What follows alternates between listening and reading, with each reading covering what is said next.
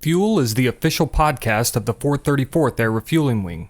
Join us for airman connections, leadership insights, mentorship, and happenings mixed with some fun and humor. Please understand that the views expressed in this podcast are not necessarily the views of the U.S. Air Force nor the Air Force Reserve, and no endorsement of any person or business is ever intended.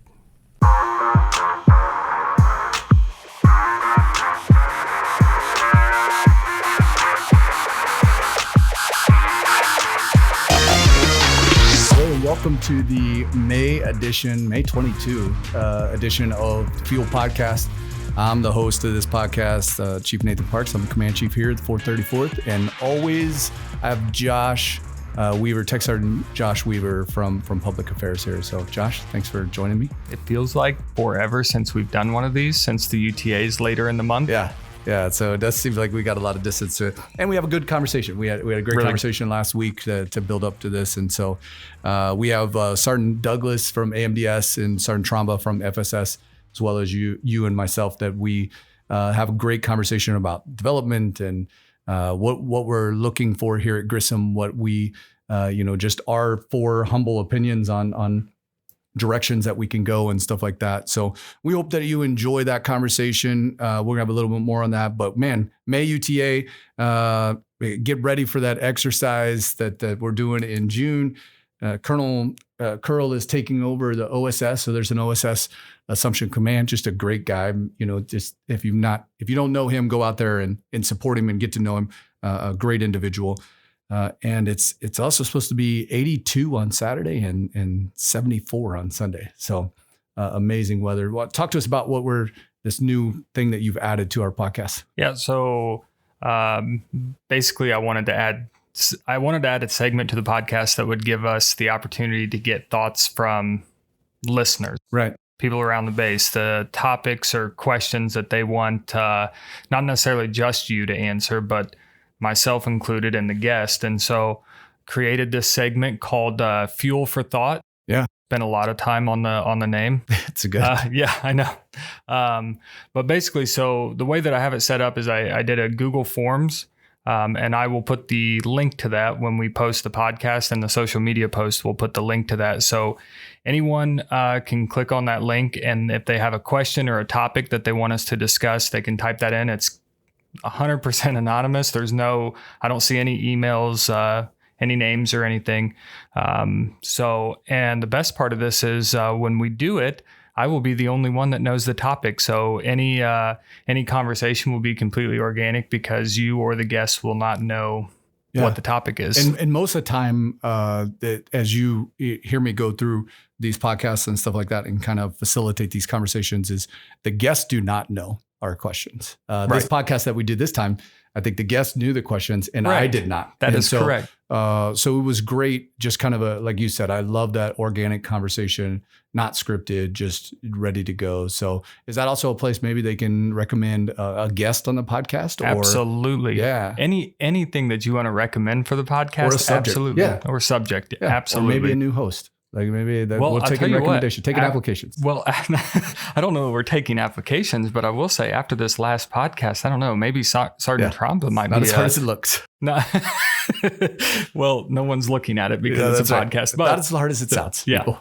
So, and you're probably like, that doesn't sound that hard. So it's just conversations. So with that, man, thanks for doing that. And we hope you enjoy the May edition of the podcast.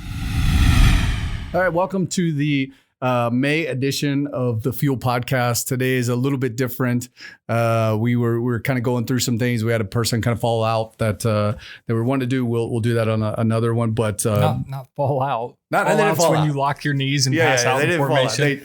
They were a scheduling conflict. Yes, they had a scheduling conflict. So we wanted to try something different. And Sergeant Weaver brought up an idea, and I think it's great.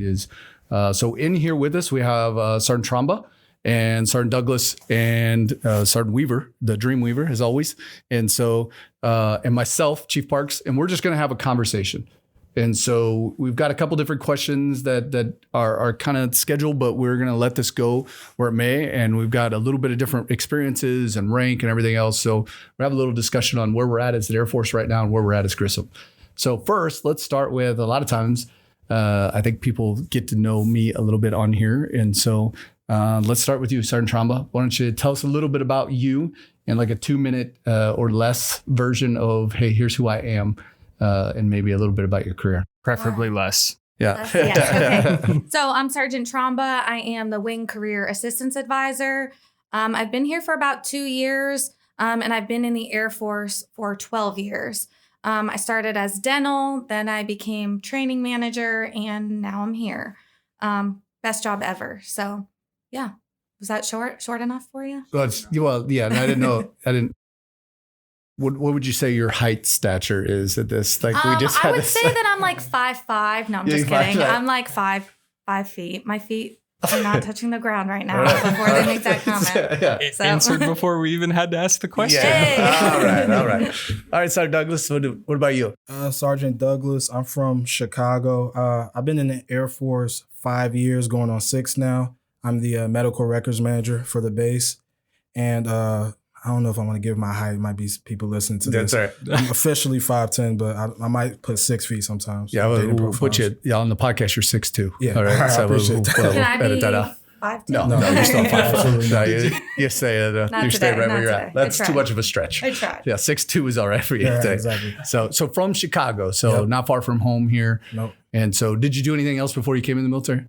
Before I came in the military, I went to college Yeah. for about a year. What was your plan? Like, what were you So going to the study? plan was go to college. I majored in sports journalism. Oh, okay.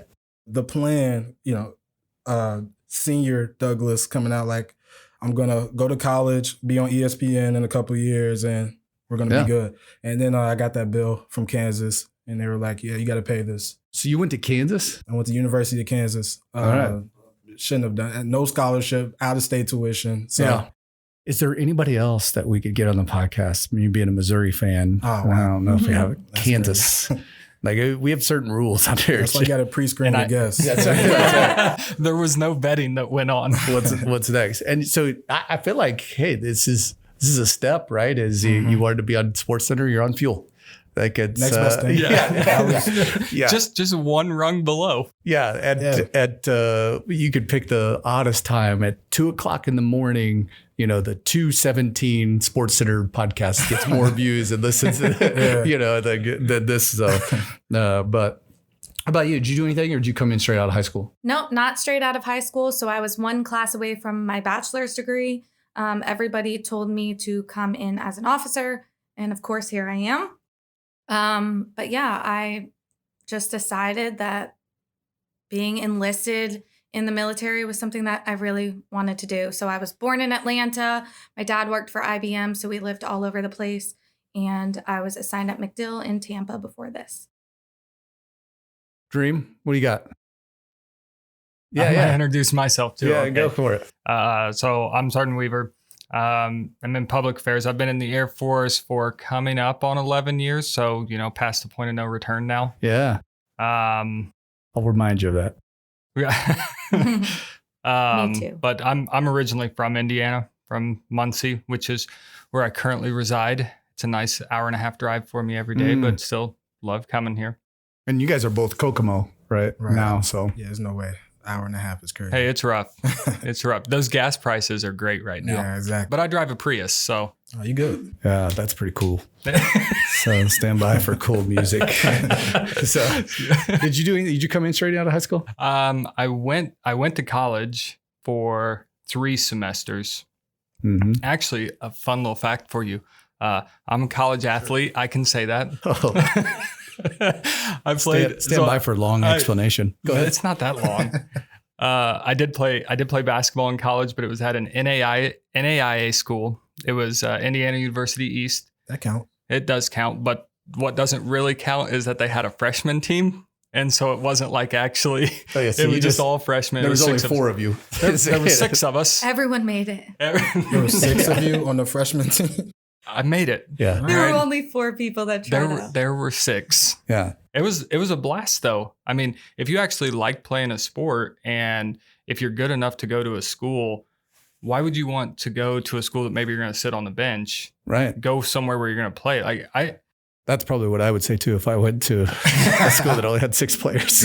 All right, well, let me just say this. Yeah. If my children are awesome at sports and they have an option between a D1 or a D2 school, if you're going to play, which one are you going to play at? It's big fish, little pond, right? Yeah. It's what you want to be. And so I'm a firm believer in big fish, little pond. So in case you don't know, Nate Parks, and how could we not know? Yeah, I've been here at Grissom for about 18 months now, which is kind of hard to believe. So May is my 18-month point. I'm originally from Missouri. If you've ever seen the show Ozark, that's where I'm from. I grew up in the Ozarks. I was born in Osage Beach. Grew up on the lake. I went to 7 different schools by the time I was in 6th grade. Sometimes I thought my parents were running from the law. Maybe they had warrants or something, but just so happens my dad was doing construction. And so we moved a lot, which is probably where I get this ability to not ever meet a stranger and always want to learn about people and stuff like that. Joined the military straight out of high school. And I've been in for about 25 years. I've been at every status in the military. So I was active duty, came out, had a short break in service. Like, I think we talked about that. Like 2 days, Jordy said, what the Air Force could have been. Imagine what the Air Force could have been. Yeah. And so then I've been a traditional reservist. I've been an ART. I've been in the IRR. And I'm currently an AGR. And so I've been an AGR or part of the full-time orders or AGR for about the last, 10 years or so. So looking back at this, and we take a look at our career, and we're like, you're at the point of no return, Josh, and you're what you say 6 years in, 5 years, 5 years in, mm-hmm. and you're how many years in? 12 years in. So 5 years ago, what do you wish you would have done coming into this? I wish I would have hit the ground running better as far as just knowing the opportunities you have once you get into the Air Force. It kind of took me a while learning from other people who have been in for, 10, 12 years. Like, hey, have you done this? You qualify for this. Have you, just using the fact that you're in the Air Force to just progress your career outside of this. So you feel like you maybe started a little slow, like that set back and kind of, okay, let me watch and see what everybody's doing. Yeah, definitely started slow. Thankfully, I had good mentorship. Just them kept hounding me and just telling me, hey, you need to be more on top of this, just outside of the actual clinic, your actual full-time job. Right. You need to be making sure you're making strides in other parts of your life. Some of that starting slow may have been that you spent some time in Kansas. So, you could chalk some of that up. That's the last kid's joke. Just kidding. Yeah, just kidding. What about you? So I have to completely agree that when I came in, there was no development and training flight. So here's my, shout out to Sergeant Saunders. Even though he refused to be on this podcast. Yeah.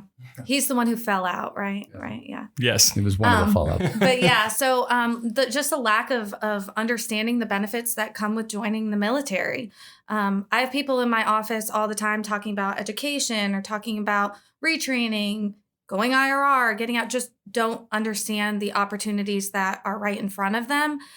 So yeah, my shout out to Sergeant Saunders is because we now are focusing on giving the people the information very upfront. I feel like they come in knowing much more than I did when I joined. I don't know about you, Sergeant Weaver, but. Well, so when I came in was active duty. So I did active duty for the first 8 years. So we would never have any development and training flight. But I think for me, I don't know if it is a little bit about knowing what was available to you, but also taking advantage of that and focusing on yourself. Because I think at least for the 8 years that I was active duty, I knew that stuff was there, but I didn't necessarily pay attention to it. And so I wish, looking back on that, if you could have just said something to yourself like, hey, these people are telling you this stuff exists for a reason. Mm-hmm. Don't just stay so focused on one thing that you're not looking at the whole picture, because then you get to a point where you're at 11 years or 12 years or semi close to retirement, right? Yeah. And close. You look back and it's like, oh, look at all the stuff that I missed. Yeah. I think for me, it's that I think I was so scared to make mistakes. And so, and like you were talking about, Sergeant Douglas, is I was so scared to make mistakes that I didn't try stuff that I look back and I'm like, man, I should have tried that. Like, I probably would have been good at that, or at least I would have tried it, you know. And then I'm left sitting here like, oh, I missed that. That didn't come back around, you know. That didn't come back around. And it was, you know, this same way as I think I didn't start slow. I was really quick at getting close to getting kicked out, you know. So I was moving fast, wow. but probably in the, you know, I had some LOCs and some LORs and you know, and stuff like that. But I think I was making mistakes in the wrong area. You know, I wish I would have been more making mistakes. And it wasn't really nurtured that way. It wasn't really caged that, you know, there was, because I was air crew, you know, you make a mistake in it, you get, you know, you may lose your qualification, you may do those things. And so how do you think that translates now? Like, what do you do differently? Like for me, feeling that way is, I feel like I'm always encouraging people like, hey, have you ever done this? And they're like, no. And I'm like, go do it. And I'm like, well, I'm not that good at it. Who cares? Yeah, take risk. What take some risk. Yeah. Like go out. So I feel like now I'm like an encourager of, and then when people come up and they're like, you know, well, this person, he tried this and he screwed it up. I'm like, don't care. Like, great job. Nice job trying. Like, I'd rather say, whoa, slow down than have to, you know, boot you in the butt every 5 minutes and be like, hey, speed up. Yeah, you can't be upset at someone for doing what you ask them to do, even if they failed at it. Like, who cares? Or volunteer to do it. Yeah, and I think you know, one of the things that I look at is like, I almost tell people those things because I wish I could do it. Exactly. But I can't. I'm like, oh, you should do this. I wish that I had the guts to do it. Yeah. How excited did I got so excited when Sergeant Mitchell or Air Mitchell was going to the academy. Yeah. And I was just like, oh, this is so excited, because a part of me is like, what idiot I was. Why didn't I do that? You know, why did I try that? Yeah. You know, and now I'm excited. Like, why didn't I go to a small school where there's only 6 kids that I could have played basketball on? Come on. There were more. They were on the varsity team. Right. They were a lot taller. Right. But so how does that, if we're talking about like where we can talk to other people and like, hey, let's, you know, this would be a good idea or something. I'm too scared to do it. Yeah. But like, how do you, I guess, what would you say to then the person that's not in the military? Oh, like, that's out there doing. So we talk to I have an 18-year-old son, and I tell him all the time is, hey, dude, take risks now and make mistakes now while you're in this home where we can help you correct them. Right. Because once you get out there in the world, it's a lot harder to correct those things. But we talk a lot about do the things now that you won't have the opportunity to do again. Right. So if an opportunity comes up and you're like, probably won't have this opportunity again, or you start looking at, you know, in 4 or 5 years, I'm going to be married. I'm going to have, you know, maybe start having kids, stuff like that. And that's what I tell them, like, go venture now, go do things now, go do those things now, to where when you can't do it, you're not left sitting like I was, where I'm like, oh, I wish I would have done that. You know, can't do that now. You know, I'm too far in my career. So what do you think you guys like, do you tailor your, like, as you see people coming in, because you've been in the least amount of time, Sergeant Douglas, like as you get a new airman over there at AMDS, I mean, do you charge them up and you get them all juiced up? And I try to get them involved with Rising 6. That's one thing that we do. And also I think the base does a good job. I just don't think it gets taken advantage of enough of extracurricular things that we have around base. Like go out, do Rising 6. Sergeant Roscoe had that game night. Go to that, even if you're not into games. Which we need somebody to take that over, because he's gone, right? Right. That almost sounded like someone volunteered. Volunteering? Yeah, it sounded like that. I knew. Perfect. We'll talk about it. Like, But as far as just going to it, just go, even if you're not into games, because you're gonna meet people there, and that's just a good opportunity to network and reach out. There's a lot of airmen who get here initially and they work, then they go back to lodging, and, you know, they throw Netflix on, call home, and then they wake up and then they're back home. And when you do that, and that's a whole month, right? Because you're coming for 2 days out of the month. that's a whole month where you didn't reach out, you didn't make a new friend, you didn't build connections with anybody. Yeah, we almost need like a dinner club, like, hey, meet down at the lodging, we're Karaoke. gonna do karaoke or That dinner would club. be a big hit. Yeah. I'm not gonna sing. I'll listen. They're working on like the movie. They're doing the movie nights now where they're going to put the inflatable screen up. They may even show Top Gun. I don't know if that's released yet. So I may have to edit that out, but they're going to try to show the new Top Gun, stuff like, so we're trying to do those things, but yeah, you're right. And it's I always look at that and I'm like, you're the right guy for it. Right. Because you get some old, dude doing it. Like that's what we talked about with the picnic or with the family day.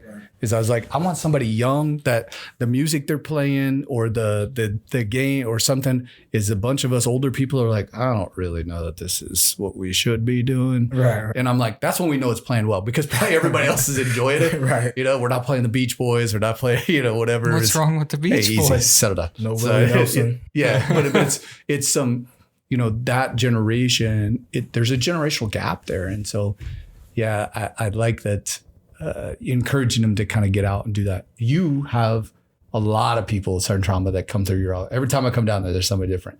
And part of it's because I think you have snacks there, and part of it was also part of it's also is that I can smell when you start making cookies. Fire department, back off. Back off. If you making cookies, I can smell them, and it draws me in down there. But you have a lot of people. So how does your thoughts of early in your career when you have someone that's coming in and they're like, this isn't for me or this isn't, what do you do? So people come to see me other than cookies and snacks. But so I think people usually around the 6-year mark, I'll say, are in this.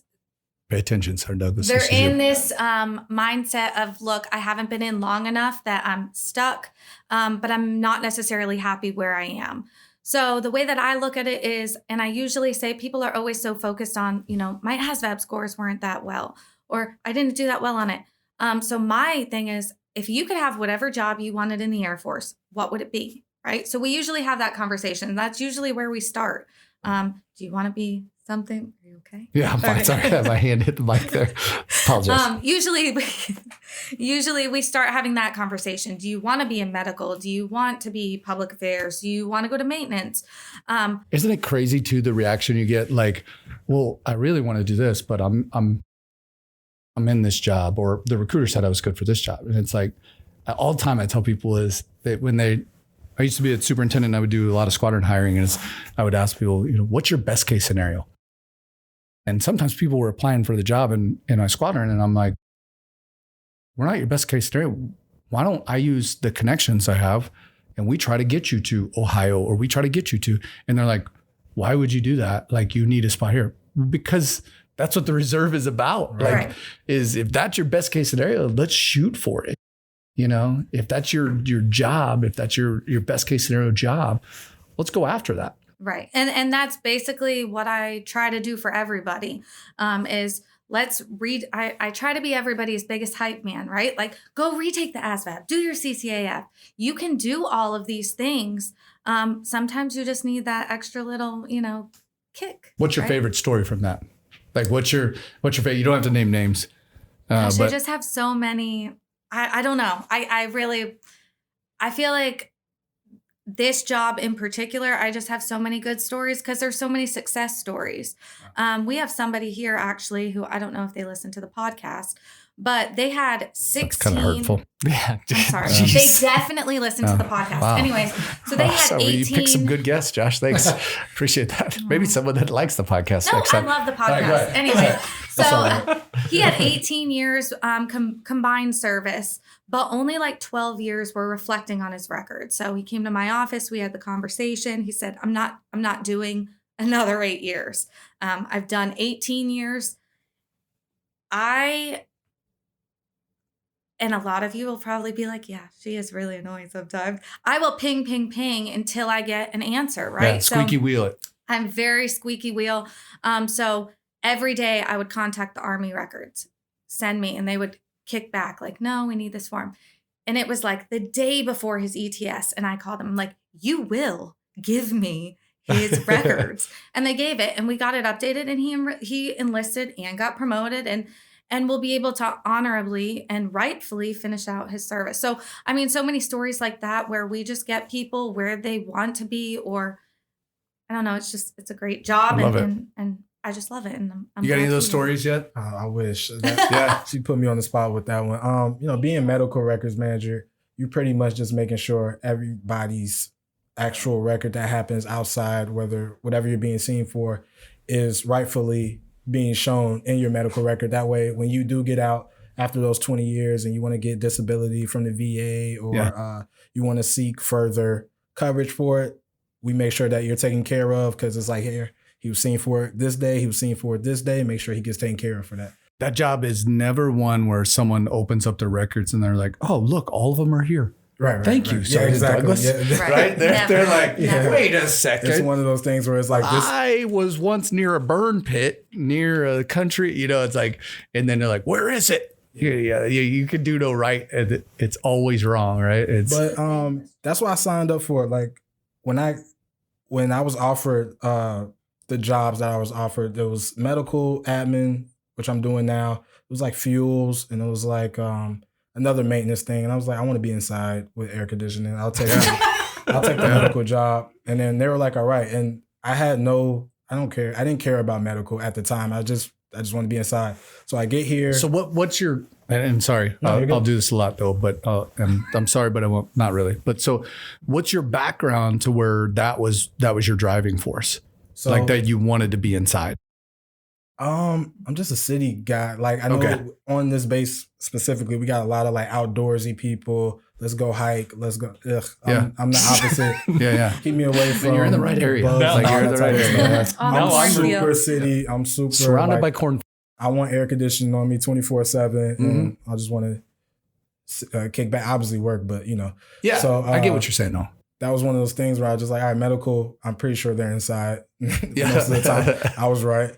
And once I got here, and then my actual job gets, because medical admin could be a bunch of different things. They're like, you're going to be in a records room, and you're responsible for everybody's. Yeah, like a wall of records here. Yeah, and so your first feeling after that is like, what did I sign up for? You know what I mean? What other air conditioned jobs do you have? Exactly. Is there anywhere else where I could be? 596. That's when he comes to me. That's when he comes to me. Gotcha. Is there an HVAC job where I could just create my own air condition? Exactly. He's got like a portable fan attached to his uniform. I wish I need one of those. But so at first, obviously, you're a little nervous because you're dealing with a lot of people's medical records, and you're affecting people.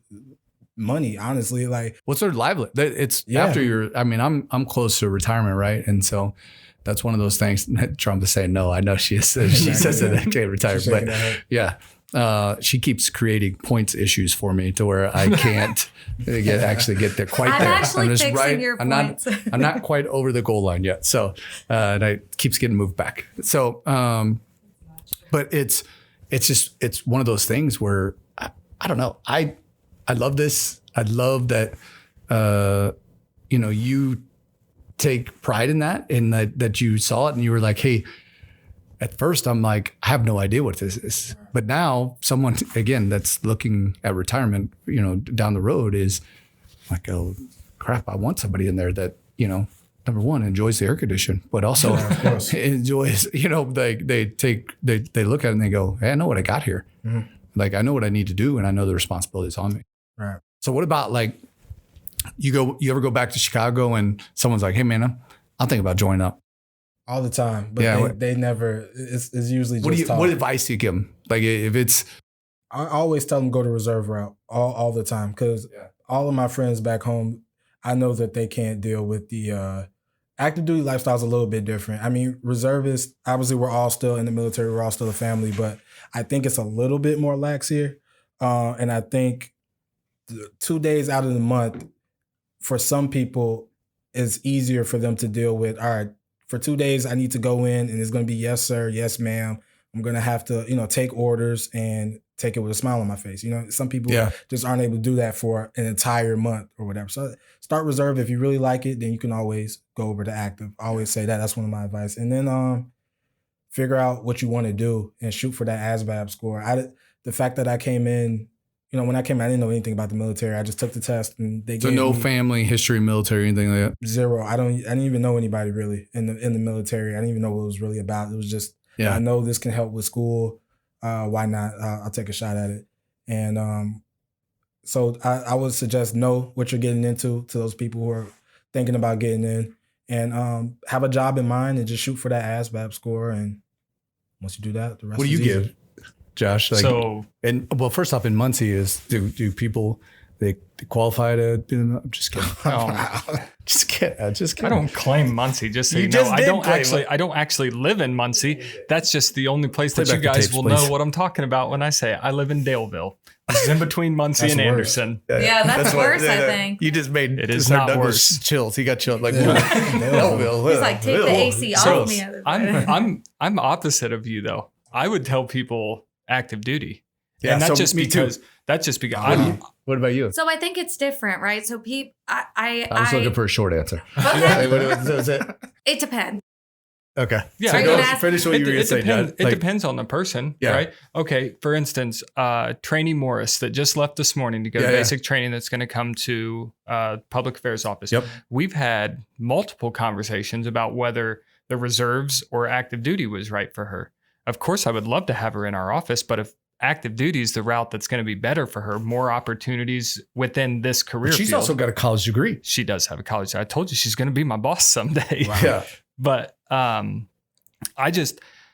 think my biggest thing, like if I'm talking to someone that's considering joining the military, or they don't even have to be considering it, maybe you're in a bad spot. Mm-hmm. Every time I will tell someone use the military. Yeah. You don't have to join because, my family all did it, or I have all the, use the military. If you're in a crappy situation, you know what the easiest way out is? Join the military. Yeah. They're going to teach you a skill.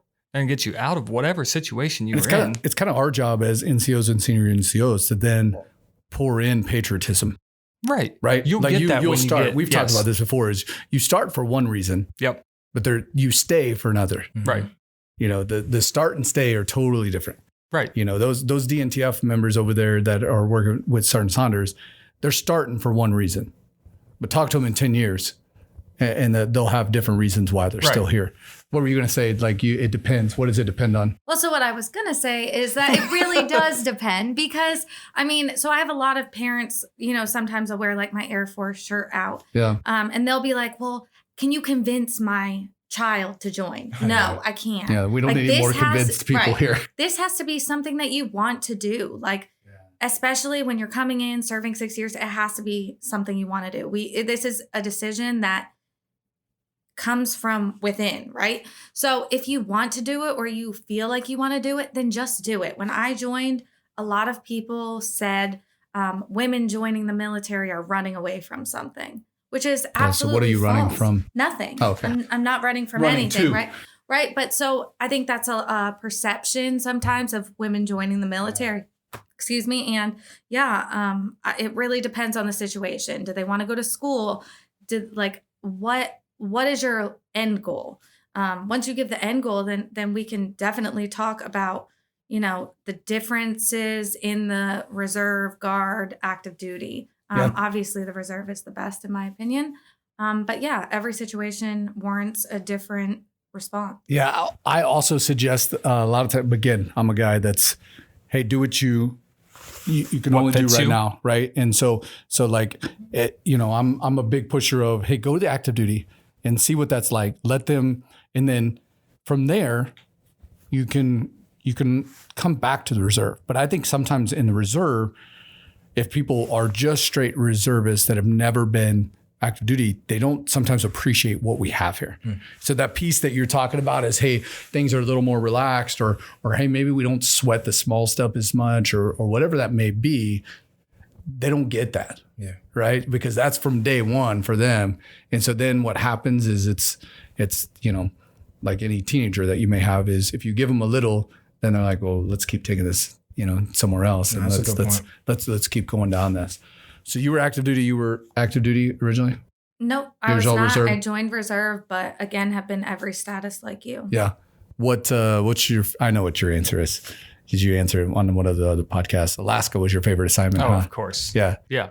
Well, but that's, and that probably plays a role in when someone is asking me like reserves or active duty, and I'm going to say active duty because of the opportunities that I had in Never would have Alaska. been there. Yeah, never would. Yeah. And well, just by being stationed there. I mean, you get operators from every service coming up there, and like as public affairs, we get to go out with them. Yeah. And it just but those don't exist everywhere. So if I'm telling you a story and it sounds awesome and you're like, then I want to do active duty.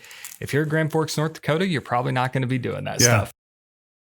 What about you? Favorite assignment? I think I know the answer to this one too. Well, so I feel like it's very cliche, but I feel like every assignment, if you asked me while I was there, was my favorite assignment.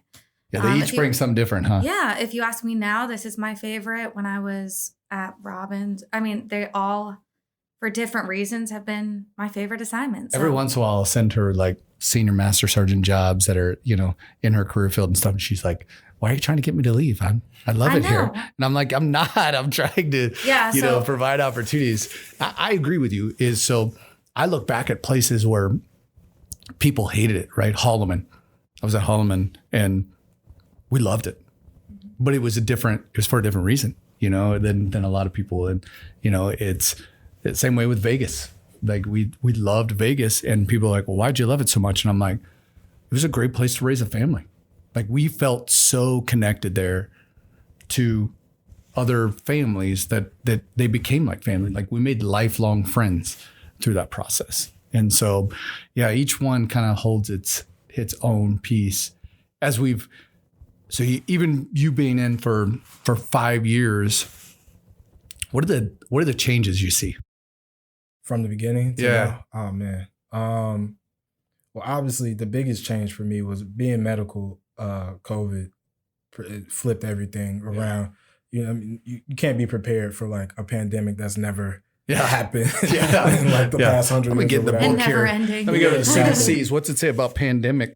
Exactly. Control F pandemic. Nothing. Yeah, tech school didn't have that as one of the courses. So that was a huge change, just adjusting to that. For the whole clinic, all of us, we were just like, all right, how do we put a lot of strain on you guys? It did, but it was how do we continue doing what we usually do? Just now that, we are a clinic, we are a medical sort of treatment facility, but we're not at the same time. So which rules do we copy from the other hospitals that are going on active duty side? Which ones don't apply to us? How do we best take care of Grissom, right? Like how do we, to make sure we're not just doing what everybody else is doing, make sure we're tailoring it to Grissom Air Reserve Base, making sure everybody's able to get greened up IMR wise. As far as just in general, I think morale has gone up. Maybe it's just because my morale has gone up since I first got in, so I'm just assuming everybody's an influencer. maybe that's what it is. You're driving morale. Just the more you're here, obviously, the more people you meet, and I look forward to coming here more than I did at the very beginning. At the very beginning, it was just something I had to do. This weekend I have to be at Grissom. It's a means to an end, right? Exactly. Like in the beginning, yeah. And obviously, I like to know so that I'm here full time now. So I would say morale is a big thing. Yeah, that's that change, right? Is why you're here, and then why'd you stay is totally different. What do you think? What's the things that you've seen change, Sergeant Tromba? A lot has changed since I've been here. I think the support, we've always had good support from leadership, but I tell you all the time, I appreciate, we come up with these crazy ideas and our leadership team is very supportive of them. So just the new, just like, what do you call it? The Frisbee, like golf. Just different things. The school, the froth course, the froth course. The school, college is going to become those here. Type of things that things that we bring. It's just always supportive, and I think that the morale has changed. What about like we've watched the dress and appearance. That's what I was going to say. Just think about how many changes within, the last year and a half. Yeah. I mean, more changes in the last year and a half than the previous 10 years. A lot of that career. is Chief Bass driving, that accelerate change and changes that probably were needed for a long time. And yes, I would agree. But then when there's so much at the same time, it almost makes you uncomfortable. Like, whoa, what just happened to what I got used to? It almost seems completely different now. Yeah.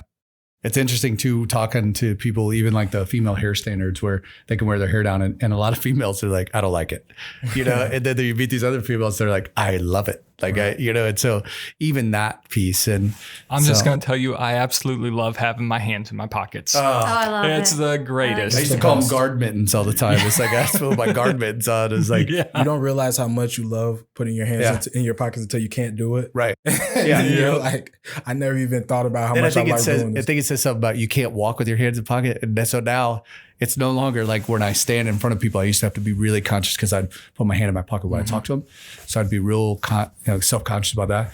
Now I find myself like, when I read that, I was like, who walks with their hands in their pocket? Everyone. Me. Like, it's like when COVID started, right? And you were like, I didn't realize how much I cough in public. Right. No, for sure. Until you can't cough, then you're trying to hold that thing in. You're like dying.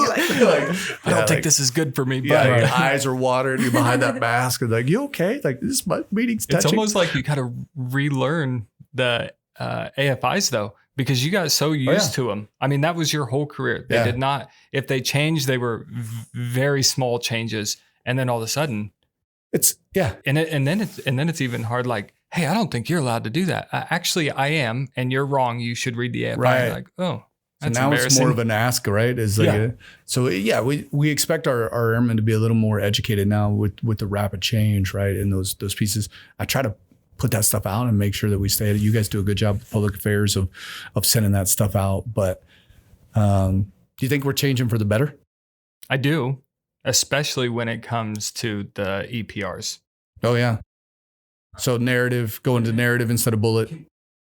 I don't see it. And maybe I make some people upset here. I just think that the bullet thing was such not a waste of time, but it took so much more time than it needed to take for what it was. Yeah, I picture that to be one of those evolutions that wasn't meant to take place. Like, hey, if you abbreviated this word and then put these numbers in here, and then next thing you know, every word's abbreviated, and there's, whatever sentence structure that was. I don't have any idea who came up with that idea with the dashes and everything else. Like, so who's the random person that did this? I think sometimes that stuff is like, as a joke, let's suggest this. Right. And then it sticks and you're like.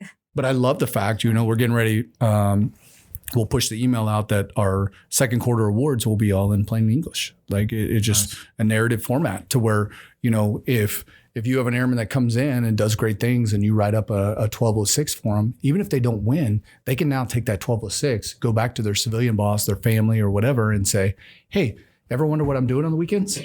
Here it is. Have you ever tried to your own EPR, tried to decipher that and put it on a resume? Impossible. Yeah. It's impossible. The way that they were written, it's like, I don't know how to translate this to make it so that someone will understand, someone that's not in the military. So I used to, when I'd be working on 1206s or EPRs at home, I would read a bullet to Leah and I'm like, man, I've been working on this bullet. This is a good one. I read it to her and she'd be like, I have no idea what you just said. You did what? What? She's like, what? Is that English? Like, what are you talking about? You're over here on Google typing in acronyms. Like, I don't even know what that means. Yeah. And you shouldn't have to do all that to write a good EPR for your airmen. I think that affects the airmen. Like if your supervisor, if it's a chore to write an EPR, then I think you're directly affecting the quality of the EPR that airman is getting. No one should have to be like, all right, I have to set aside 3 hours to crank out, 2 EPRs. Because then, hour 2 hours and a half, that person's not going to have the same. Right. And is that efficient, effective use of your time? No. Someone told me they spent 40 hours working on their APR. I was like, what are you doing? Like, were they even 3? That's why I'm like, 3 hours. You know what they were doing? They were trying to get all of the bullets to the first letter spell something on the way down. Well, and it's all the white space, right? Like, who came up with that? Like, who came up with the idea? But it has to be to the very end. So that's why I use like the little half space. Yeah. That's the greatest thing. You learn it, and now we're going to narrative, so you won't need it anymore. Gotcha. We just keep you on your toes. Yeah. I do think that there's a lot of change. I think looking at these development pieces too is development especially even over the last 5 years, has really changed in what we're requiring of airmen and that development. And, I look back and I can't think of anyone who, Tom Fasola was the only one that I can remember of, is that an airman that I knew that had a degree. I never knew an airman that had everyone now. does. I mean, we just sent someone to basic training today that has just graduated on Saturday with their bachelor's. Mm-hmm. And it's like, this is, development piece. And I think sometimes we miss the mark. And I know that I have missed the mark in communicating that, of just now we have to push development so hard, because I want to make sure that whatever you want, Sergeant Douglas, like, you're going to be competitive for it. But we can't get there unless we do this development piece, right? And I think sometimes it's like, here goes Chief talking about his development stuff. And it's like, it doesn't help me any. Like, that's not anything I get credit for. I don't get credit if you go get your CCAF or any of that stuff. But what it does do is when you come to me and you say, hey, I really want to, I met this. Are you married? No. So I really met this, person that's in Texas, and there's a job down there, and I really want this job because I want to move down there. And then we look at your records and we're like, you've done zero development. You're not even going to be competitive for this. I hate that. Right. I want it to where it's like you can compete for your own jobs. Like there should be no one that comes into Grissom and applies for one of our jobs that beats out one of our people. Because we should be that competitive. Like, we should be the one, like, we know what it takes. So let's get competitive after it. And likewise, I think if we do that here, that will also make us competitive if you so choose to go, somewhere else. But that's a great thing about the reserve, is you don't have to.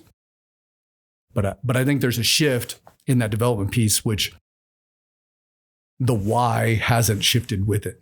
Right. The why is just, here's another stupid Air Force program. Here we go. Like, here's another CBT. Here's another, instead of looking at, we're in the smartest Air Force we've ever been in. Yep. The airmen that are coming in are smarter than the airmen that were coming in when I was, mainly because I was there. But I'm glad you said it. Yeah, beat you to it. But it's so hard to see the importance of it until you're applying for that job. It's really hard, because like you could tell as many airmen as you want that until they're like applying for that Texas job because of that person, and they're not competitive. Then they're like, oh, shit. And it's everything they want is there, right? Exactly. It's tough, but people aren't telling you these things for no reason. You're not harping on development for, like you said, it doesn't affect you any. So yeah, believe me, I would love to just sit back and talk about sports and hang out and fishing and hunting and whatever is important to you. Screen printing shirts or something. I don't know, whatever's important. She does do that. Yeah. I know those things, but all those things, like, I would love to just sit back and do those, but that would be way more enjoyable for me.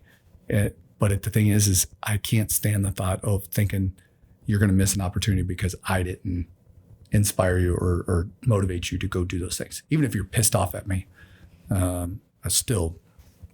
least you're going to be ready if that comes around the corner. I think the follow through is also very important. So people come to my office and I'll always be like, give them some sort of homework. Like, did you do this? Did you do that? Yeah. Or they'll come back and I'll ask them about it again. And they'll be like, why do you remember that? But the follow through, right? Like, so I'm telling you, or maybe giving you advice for a reason, right? So I might harp you all the time, but again, it's those opportunities sometimes rely on something like your CCAF, or you might be applying for the same job as somebody who has senior enlisted joint PME and you don't. That could be. We're facing it right now with STEP. The time. Right. So we can go through, and I can go through and look at like all the people that submitted for step 2, like promotions. And I can be like, this person's not going to be competitive. And you're just like, well, why? Well, they didn't do any of the optional stuff. They've hit all the minimums, but you got to figure all the people that are wanting to compete for this, like that have the desire, like, hey, I need to make this because I need to provide for my family, or my wife can't work. The people that want to, And like you said, that's huge. Like I didn't even really think of that as like, how do you relay that to an airman that doesn't have, right? That's like, you know, I'm going college. I'm going, you know, I don't know that I'm even going to do this in 5 years. Mm-hmm. How do you motivate those people? It's tough, but I mean, that's why I think mentorship is so important. And like if they see it happening through, because a lot of the things I've learned is because I saw somebody who I looked up to or somebody who I learned from going through it, right? And if you see it in real time, like a member who's serious about their development, going to school, making sure things happen, or being passed up for a promotion that they thought they deserved. If you see it happening, you're like, okay, this is real. I think he deserved that and he didn't get it. Let me make sure when I get to that point, I'm actually in a position where it doesn't happen to me. So that's why I think you should grab somebody, put them under your wing if you can. If you see an airman around here who you feel like they're not able to, it doesn't compute yet for them, take them under your wing and just have them watch you. You don't even have to tell them that stuff because sometimes watching is better than hearing it. I think mentorship's big, but friendship might be bigger. Yeah. If you're friends with everyone that you work with, obviously still professionally, but if you're friends with everyone, then they're going to listen to stuff you say, and vice versa. You're going to listen to things that they say. And it's much easier to say like, hey, I'm not saying this because I'm your supervisor. I'm saying this because I'm your friend. Yeah. And then you can have those conversations where I'm saying this as your friend. And then other times I'm saying this as your supervisor. It's on full display with us, right? Is I can get up there and give a speech at commander's call or whatever, or an e-call. And the people that know me and know my heart and know they're like, oh yeah, like that was the people that don't, they're like, he's a jerk, you know, or he's out of his mind, you know, and so I think that is huge to your credibility and talking those things. And I truly believe that it takes it at the friendship level. You know, I think sometimes we talk about, well, it's at a lower level. It's not at a lower level. It's at a friendship level. Whoever is influenced those individuals, those need to be the ones. And I think a lot of times that's where, you know, as we become NCOs and senior NCOs, if we just always be like, well, we're doing this because the Air Force said we had to, then people aren't going to buy in. But if we dig into it and we're like, okay, I agree with this, or I don't agree with this, but here's how it would affect you. Here's how it's affected me, right? And I was a guy that came late to the game in development, real late in my career. And I will tell you, one of the hardest things that I had to do was set up my own dinner table and tell my own kids and my wife that I didn't get a job because of something I didn't do. Because I knew they were going to ask. And so I was like, I might as well fess it up and use it as a learning lesson or learning a lesson, or, you know, learning point is like, hey, this is why you do the things you don't necessarily want to do now so that you can do the things that you want to do later. Right. So the Air Force, we'll say system can knock you down and it can also raise you up. But do you feel like the Air Force has legitimately made you a better all around person? And what I mean by that is like, so you go to basic, right? We talked about it this morning when Training Morris was leaving, and all these things are instilled in you for 8.5 weeks, I think is what basic is now. And then you leave there. Has the Air Force made you a better person over 8.5 weeks? So I will say for me, I grew up in a very strong Christian home. You know, we didn't have a lot of money. My parents worked hard. But I always knew I was loved. I had very strong Christian values and stuff. So for me, I think that initial take was I went the opposite direction. As I found a lot of people that weren't like me and that didn't grow up like me. And I was like, this is interesting. So I found myself, you know, and that's where that whole, like I said, is I ran into it really hard.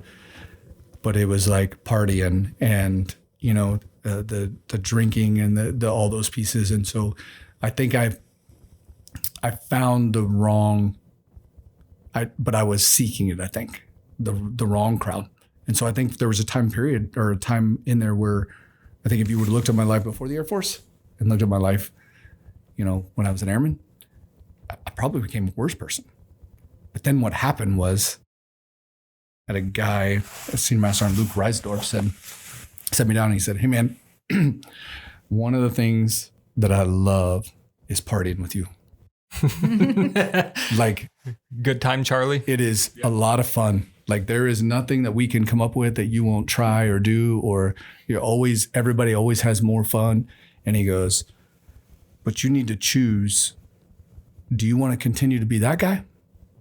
Or do you want to be an airman? Because those two aren't going to continue to mix." And it hit me like, I'm that dude. Like, I look at it, I was like, I got an LOC, I got an LOR, like, I've been in handcuffs. Like, I'm that dude. Like, I'm the dude that's, a lot of fun that everybody's probably looking at like he's a total waste of talent. And so I turned it around. And so then now I look at my life and I say, like, I'm a small town country boy from the Ozarks, and the most realistic part about that show Ozark is the characters that are from the Ozarks. Yeah, you can take everything else out of there. That none of that is realistic. But the characters from there are pretty realistic. And to think that now I'm a command chief at a wing that is almost the size of the town that I grew up in, I think, heck yeah, I've become a better person. And I look at what it's provided my kids and the education opportunities and, all those pieces. Yeah. Good luck topping that, Sergeant Douglas. Yes. Okay, hold on. Because of the stare that Sergeant Tromba gave me, I think we should go to her next. No, I was all about Sergeant Douglas going next. Sergeant, like, do you feel like, and it's not necessarily the 8.5 weeks at basic, right? It's your. I don't think it's 8.5 weeks for stuff. Yes, it is. It's 8.5 weeks. Okay, none of us. Here come the old jokes. None of us are as old as you when it was 6 weeks when you went 6 through. weeks. Yeah, it's like 5 weeks now. Yeah, I was just down there. All right, go ahead. Sorry. It's like 7.5. So, did I become a better person now? That's tough. I'm definitely a different person. I don't know. Better is so subjective. I'm sure there's some people in my life who would be like, "Yeah, you're definitely a better person." And some people who are like, "No, we like old Douglas way better." Yeah, there's a lot of friends that partied with me that's like, "Hey, dude, like, well, you could come out partying again." Like, exactly. Right? You know what? I think the Air Force combined with me, I was 21 and now, obviously I'm 26. So just getting older, and now that I'm doing the, 7 to 4, I come in, check in, and then, I go home.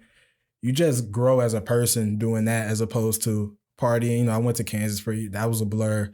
Got home, kept partying a little bit while I went to community college for a bit. So just having the actual schedule, having to be responsible. Now I have like real responsibilities. We talked about obviously the medical records manager. So I think, that has made me a better person because now, when I mess up, it doesn't just affect me anymore. It affects the base and it affects people's lives like we talked about earlier. So now I'm more on top of it and that matters to me. So has that spread in your life, you think? Yeah, for sure. It's hard not to when you're in the military. I think you bring some of that responsibility home, even if whether you're trying to or not. It's just, calling people sir and ma'am now. Never did. 20-year-old Doug, what? Like, yeah, this is ridiculous. But this is something I just take home with me. So I think I have become a better person when it comes to that.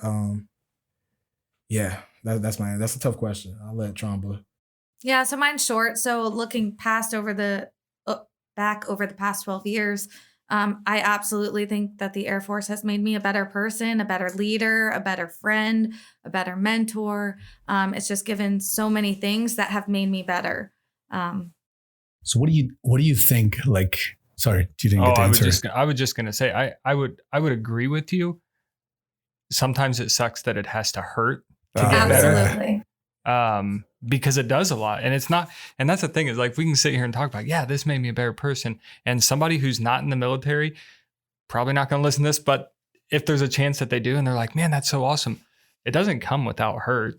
Like it's not just super easy to get to be a better person. Right. I'm not a better person because it was all roses the whole time. Right. There were a lot of horrible things that happened. And, you know, I'm the career advisor now, but there were times where I'm like, do I want to do this? Right. Anyway, you know, right? Well, there's probably still times where you're like, can somebody advise me on my career? Like it's like who asks the asker, right? Yeah. So I always, when Sergeant Orozco was here, I always like, who's asking you? Let's not Are talk you about him okay? anymore. Right? We don't care about him.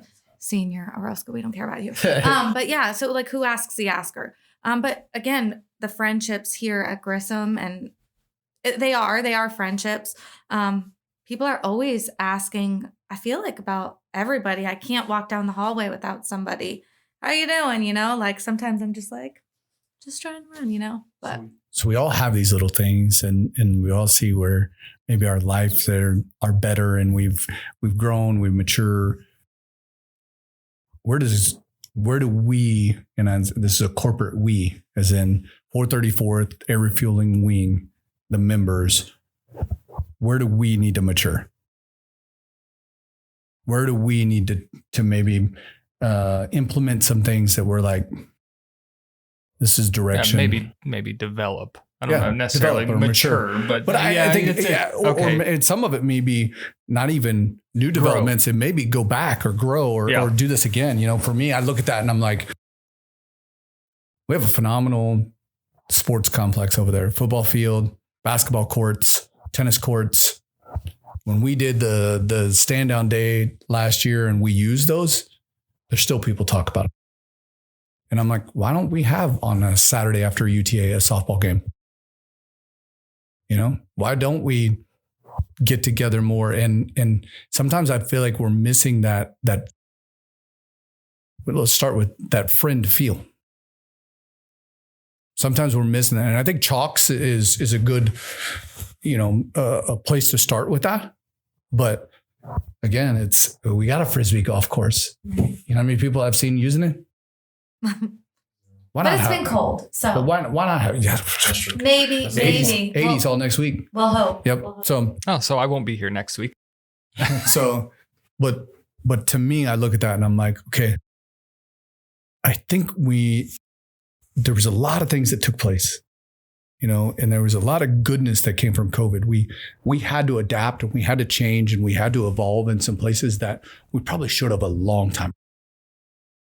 But one of the things that I think was bad is we all went to our domains and we got really comfortable with just being in our domain. Not talking to the neighbors, not talking to I want to get back to, hey, I want to get back to you saying, I'm a better, friend. I'm a better neighbor. You live in downtown. Like I'm a better, you guys are neighbor. Yeah. I got you. You don't feel obligated to that. So I'm a better friend. I'm a better neighbor. I'm a better community member, church member, brother, sister, husband, wife, any of those things that just happens to be an airman. Right. And being that, I think sometimes we think about that and we're like, well, yeah, I want to be that down in Kokomo or Peru or Muncie or what's that other place? Daleville, right? I want to do that there, but what about here? Right. And so I look at that, I guess for me to answer my own question is, that's a piece where I would like for us to, and I think it's a get back to, because you listen to the older generation that's been here a little bit longer, Chief Cassidy. We love you, Chief Cassidy. You'll hear him talk about how they used to do softball tournaments, and they used to, on Saturdays go right over to the golf course and golf after, I think that's the answer right there, because I bet if you ask people out of the full-time staff and just people on base, how many of them are in like some random softball league that they go home to, I bet you would have enough people to start one here. It's just making this the place where you can bring your family, bring your friends. It doesn't have to just be someone who's working here full time. You know what I mean? If you have a friend who wants to play, bring them out and we congregate here. And even if you don't want to play, just coming to watch a softball game where it's, maintenance versus, personnel or whoever it is. Because once all those people are in the same place and we're not working, we're actually just having fun watching the game. That's when you're going to start seeing friendships and, hey, what are you doing after this? Then that's when people go to, grab drinks afterwards, and then that's how the friendships just start. Yeah, or go to do a dinner club or to go do those things, Exactly. right? It's and I think that's where when I go to get my records and there's stuff missing, that I'm not like, that's Sergeant Douglas, man. Yeah, right. that dude. He's much more apt to help you. Yeah, it's more of I know him. Yeah. And he wouldn't do that. Right. He didn't do that on purpose. Or he didn't do, we have more grace when we go to try to, get, hey, why wasn't this done? Well, I know that dude. Or, hey, I know somebody over there because I played softball with him. Let me give him a call real quick. Mm-hmm. Let me set you up with that. Yeah. So. And that was my same thing too. But the response to the original question was not necessarily like softball or something, but something more to do after work. Or even it's hard because we all live in different communities, right? Right. Is you live an hour and some change. Well, if you had a normal car, not a Prius, it'd probably be an hour. But so hour and a half south. But and you guys, we live in Kokomo, right? So it'd be easier for us to be like, hey, let's meet up at Sun King, or let's go to a Jackrabbits game, or let's go to a Kokomo Bobcats game, right? But then we're asking you to stay here longer and drive further. No, on the UTA. Yeah. If we're talking on the UTA, if you did something where, because even if you're taking softball, for example, you've got 3 months. So you've got 6 days of a UTA. If you did Fridays and Saturdays, right? Then you can still have a league. Yeah. Something where it doesn't have to be softball though. Like when we had the stand down day, there was nothing I didn't feel like there was anything that was specifically organized. Well, we had just tricycle all races. This stuff. Well, I did see that. Really? Yeah. But just all this souls. stuff to do. Really? Yeah, you're right. It was more about walking to the different places and just seeing different people who are here on base. It wasn't about a specific activity. So I feel like we could go forever, but I'm the person that has to edit this, and we're already at an hour. So Okay.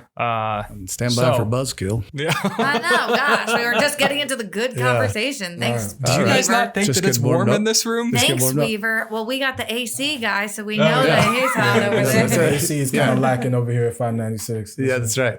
So that's right. If it works anywhere. You know that I've been talking to you a while about trying to figure out some segment at the end of this podcast, like before the What Are You Loving, where we can kind of maybe field some, not necessarily questions. They don't have to be. They can be questions, or they can just be topics. Call in. And long time listener, first time caller. That's what Jordy said he was going to do and change his voice. Hello. I'm sure that the British accent wouldn't be a dead giveaway. But and I've heard his English accent. It's not good. So it's hilarious. So we are going to set up this Google Forms. I actually already set it up, but I don't know if I did it right. So I'll have Tromba check it before we send it out to the masses. But it's going to give people an opportunity to essentially anonymously give us topics or questions to discuss. And I thought long and hard about the name of this. And I'd like to call it Fuel for Thought instead of Food for Thought. There you go. Yeah. So I know. witty. I'm genius. That's actually pretty good. They're going to give you a hard time. That's pretty good. Yeah. So you don't learn that at Kansas. Well, you don't learn that in Muncie either. True. Don't Google that because it's probably already. So since we didn't have the forms set up yet, I came up with actually, you know what? Tromba came up with the first one. Okay. We'll see if you like it or not before we say who came up with it. Is it just me talking about this? So it's not just or? you. So what I'd like to do is for all of us to have some input for it. And then in the future, if there's just one guest, then it would be the three of us. I'd love the organic answers of this. Yeah. So in the future, I will be the only person that knows the topic. So it will definitely be an organic response. I don't know the topic. You do not know the topic. The other two in here do currently. Okay. But that's probably cool. Blindsided. So the topic, and there's two parts to this. The topic is core values. Mm-hmm. And the first question is, if you had to pick one core value, only one that you think is the most important, what would it be and why? Sergeant Douglas first. For me, it's easily integrity first, just because that's something before I even got into the Air Force. That was something I was big on, just loyalty, integrity, that type of stuff, just having a code. So for me, that's an easy one. What about you, Sergeant Tromba? So mine is definitely excellence in all you do, because I feel that when you're excellent excellent in everything that you do, it allows you to have integrity or service before self. So yeah, mine would be excellent.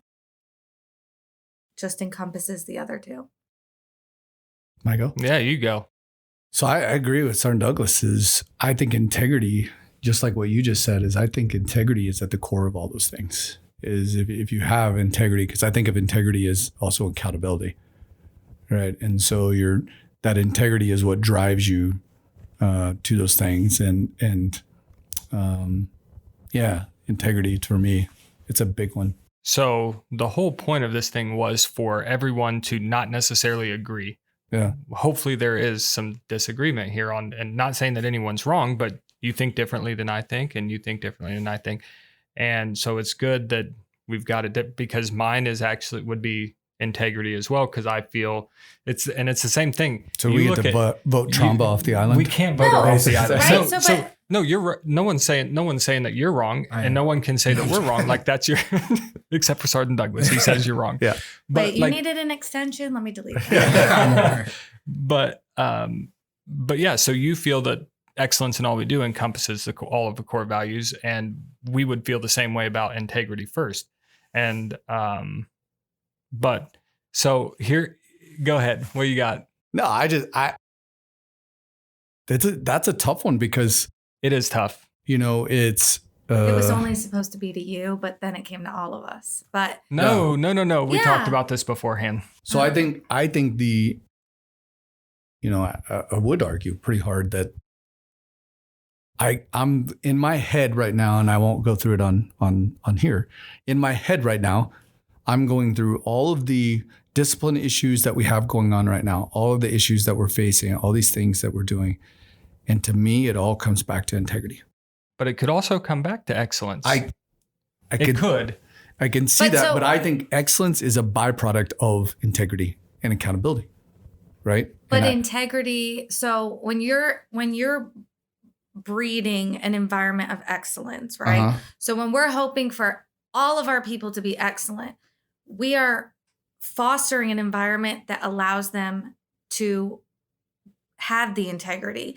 You're not excellent if you don't have integrity. Or sure you do. Look at you can be excellent. Look at what's Antonio Brown. That dude's phenomenal at what he does. Sure. It's zero integrity.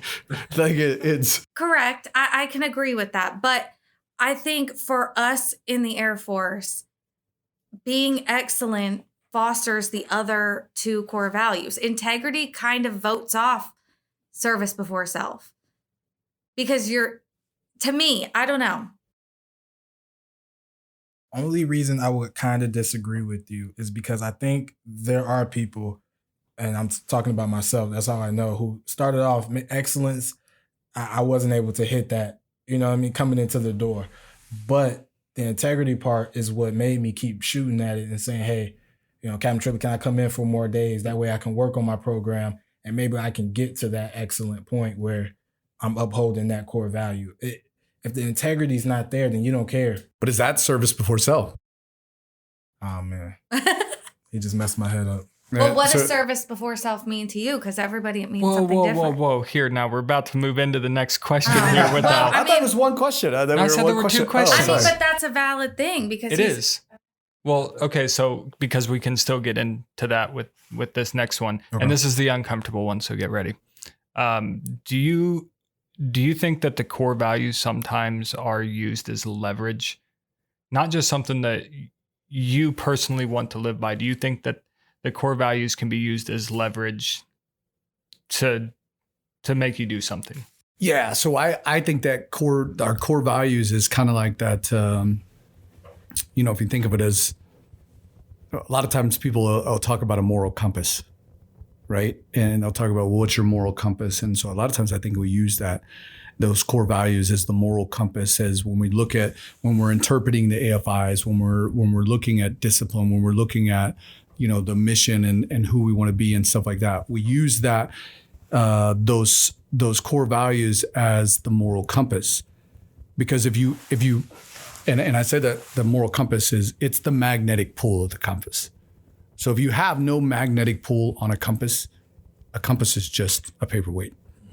And if you have a wrong magnetic pull on it, then it's going to give you false information. So you've got to have something that is almost like this is the magnetic pull that we will judge all of the compass headings on to see whether you're headed in the right direction. And so I think it is used as leverage. I think it's used as, I mean, I could tell you 100% that there's times where I don't feel like having service before self. I don't feel like there's times where I'm like, this is good enough.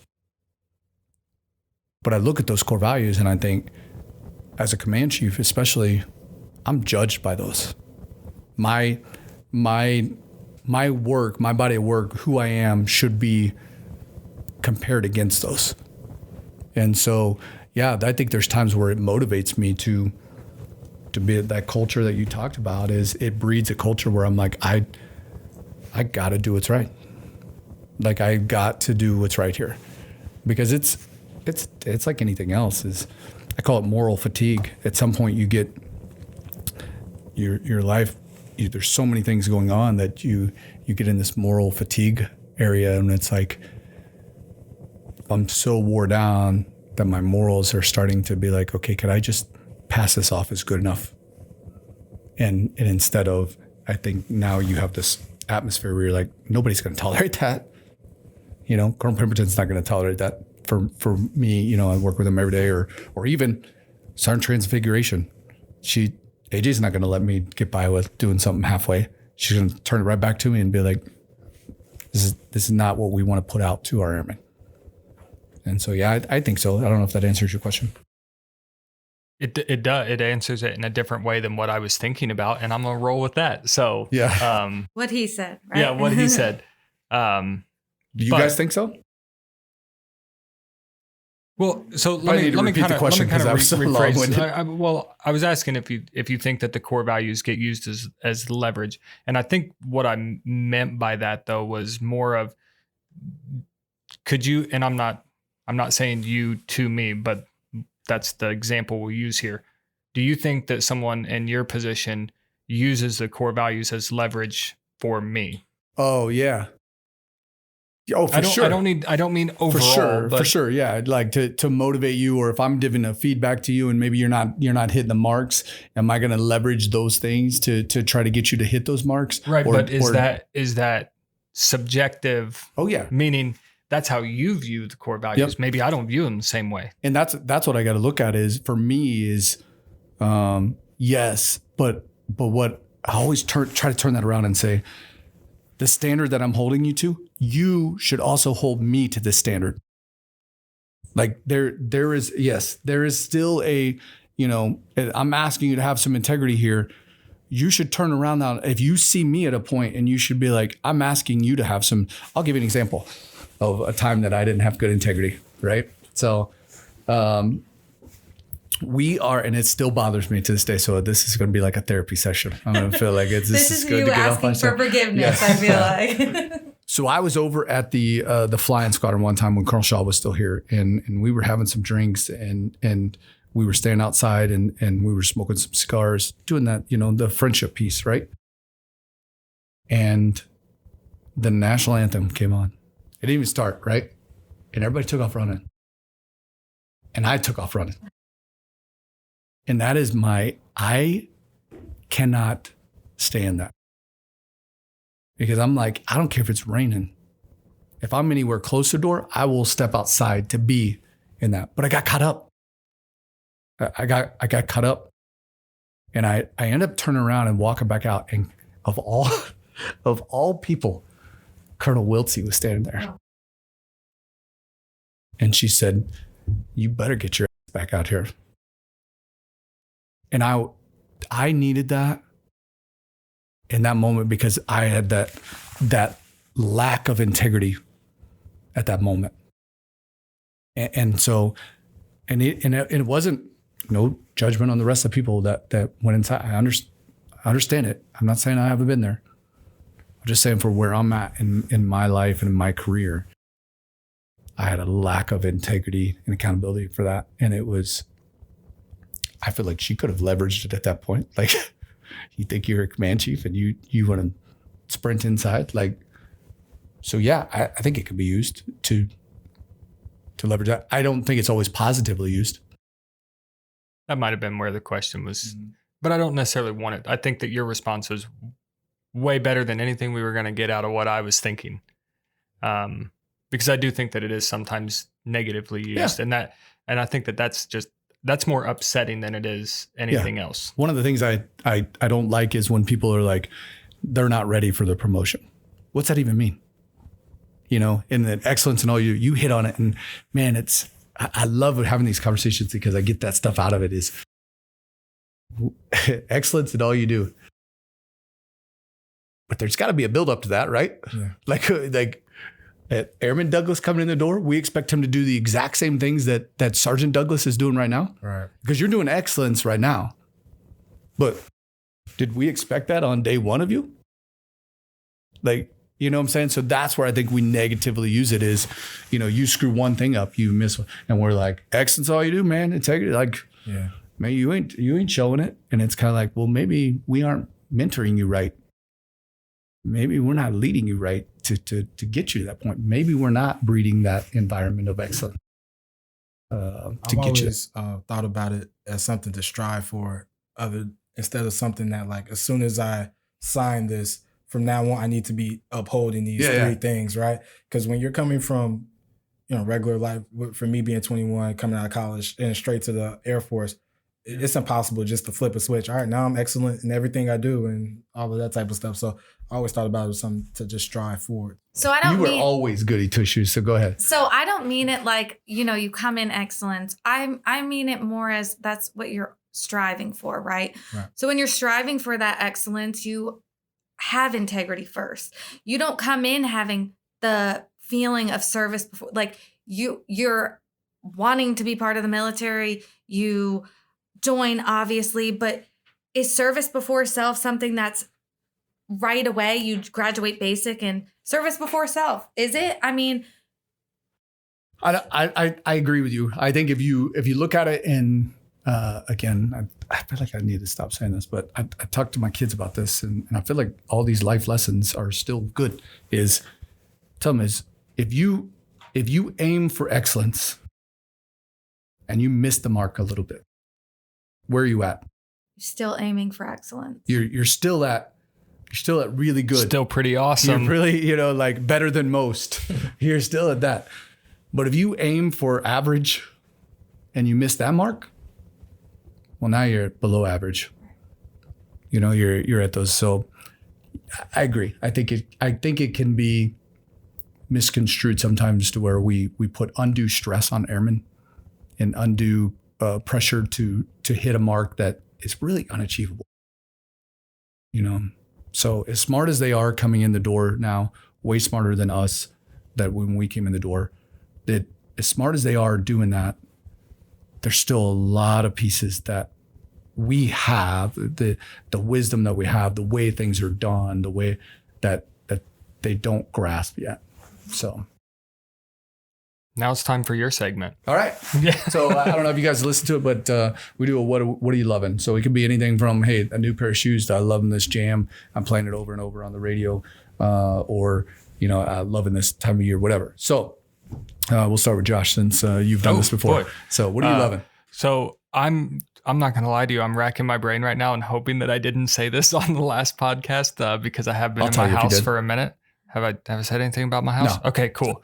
Are you lying to me? No, because last time it was you were loving that your daughter was able to dribble and had some skill sets. Yeah, and I wanted to talk about Purdue basketball, and then they got beat that night. That's right. Good job jinxing them. Yeah. I didn't even say the name. I did. I know. Thanks. No, so we actually, it's actually been a couple months now, but we built a house, and so we finally got moved in. And right now, I am loving my deck. Spent all weekend last weekend building it, and it's awesome. And the reason it's awesome is because there's no mud coming in my house anymore. That's awesome. That is little things like that, huh? Yeah, the little thing. And my kids are both starting their running club actually tonight, depending on the thunderstorms. This isn't going to make any sense when someone's listening to it next Wednesday. Yeah, and it's super sunny out and 86. Right. That's what it's supposed to be next Wednesday. Okay, so the current temperature today, the 3rd of May. So, but all right. Yeah. Either one of you got it? What are you loving? What's going on right now? For me, it's just NBA playoffs. I'm a big basketball fan, so this is a Who's your team? cool time of the year. Bulls. The Bulls, but Yeah. obviously that didn't go the way we wanted it to. But So who you rooting for now? Boston. That defense. probably I like Boston. Yeah. I'm rooting for Boston. But yeah, just getting home, chilling for a little bit, then grabbing something to drink, watching the game. So that's what I'm loving right now. I'm just relaxing. I like watching Memphis right now. Yeah, Memphis is a lot of fun. Those dudes are They're exciting. a lot of fun. Yeah. Not Brooklyn, I'll tell you that, or 76ers. Or Yeah, I don't like either of those teams. Yeah. We're on the same page. Yeah, all right. Right now I'm just loving the friendships and the people here at Grissom. With COVID like gone, knock on wood, and the opportunities to just go different places and see different things. Yes, I'm shaking my head at you. You just jinxed us. Yeah. He's like, oh God. But yeah, I can't take another one. I'm just loving the people of Grissom. We have really amazing people here. And when I first got here, people are like, Grissom, cornfields, but we really have awesome people and I'm just loving it. That's a good answer. That's my answer too. People I'd like to change my answer. No, like I'm serious. I feel like, we don't talk about how awesome our people are that much. Well, that's kind of my job. So you're saying I don't do my job? Yes. No, that's fair. No. Last time we did this, it was like, where's your favorite vacation spot? And then we say stuff and Carol Pemberton goes, wherever my wife is. Like, yeah. Right. That's a good answer. Yeah. Well, that's what I was going to say. I thought we excluded that. I was getting there. Yeah, I was getting that. Man, I spent some time in the garage this weekend. And the garage. And built from just looking at it, and some running boards from my 1953. And I just love that stuff. So I'm an extrovert when I'm here at work and even in my personal life for the most part. But man, there's nothing that recharges me more than building something. And that's why I have so many old vehicles. So yeah, loving that and that I may possibly take the top off both the Broncos this next week. Oh, okay, there we go. Real quick, can I say what I'm not loving? Yeah. So it's a new segment. 2 consecutive weekends, members of the medical clinic have decided to move to new places. Oh, so you've been moving. And those people, I guess they have no friends. So the only people who have been assisting I'll reach out to them in the move is me and the other member who are there. Yeah. Do you have a truck? Yeah, they had a truck, thankfully. Yeah. But and those who know, there's like 3 people in the clinic right now. It's Master Sergeant Tejas and Tech Sergeant Golden, and they both decided without, just to move consecutive weekends. Well, yeah, when you're young too, you're almost obligated to that. Like when you get to be over 40, what I tell people now is, hey, I have a 24-foot enclosed car hauler. You're more than welcome to use it. Right. They're like, well, can you bring it over? No. You got to have a truck and you got to come get it. Like I'm not. Exactly. I don't move myself either. So. Yeah. So housewarming at one of their houses this upcoming UTA, they're going to have to decide who, but You're initiating it? Yeah, for sure. Yeah, all right. This is the formal announcement. All listeners the address is. There'll be a Grissom all. Tell us is like, why should at a focal point? Why is everyone coming to my house with a plan? Well, I'll tell you, we love having you guys here. We appreciate it. And I gained so much insight. I love listening to your guys' experience. And so please get out there and let's build some friendships. I think that's what the big takeaway was. Let's figure it out and let's be the people that initiates these different activities and stuff like that. So thanks for being here. Thanks for taking time out of your day. Thanks for having me. Thanks. All right. Great conversations, man. I loved, I hadn't really spent much time with Sergeant Douglas. So great getting to know him a little bit better and hear a little bit of his background and his perspective. I love different perspectives. And so we are a fan of sharing these, the different perspective that you may have or a difference of opinion and everything in a respectable manner.